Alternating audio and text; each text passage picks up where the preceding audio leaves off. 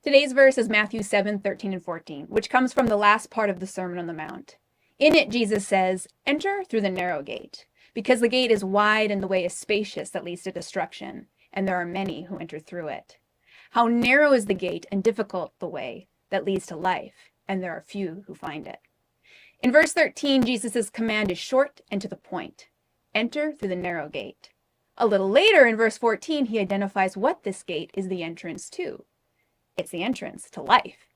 But before he reveals that, he gives the reason that he makes this command. He says, because the gate is wide and the way is spacious that leads to destruction, and there are many who enter through it.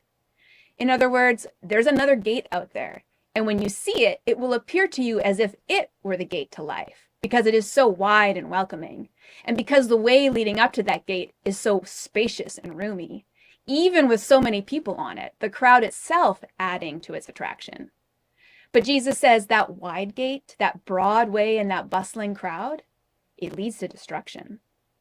Jesus gives this command because he knows that when we see the narrow gate, we will likely be put off by it. And the way leading up to that gate will look difficult and constricting, even though only a few have chosen it, which itself lessens its appeal. This verse offers us a challenging truth. Our hearts are naturally drawn towards destruction, and our minds find it easy to rationalize that choice. But Jesus is very clear. The seemingly obvious choice does not lead to life.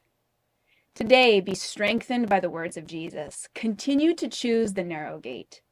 Jesus himself is that gate, and continue to choose the difficult way. Jesus himself is that way, who is leading us into the very presence of the Father and into abundant life. If you'd like to learn more about the historical background of Matthew's Gospel, please visit the Bible Affects YouVersion Connect page.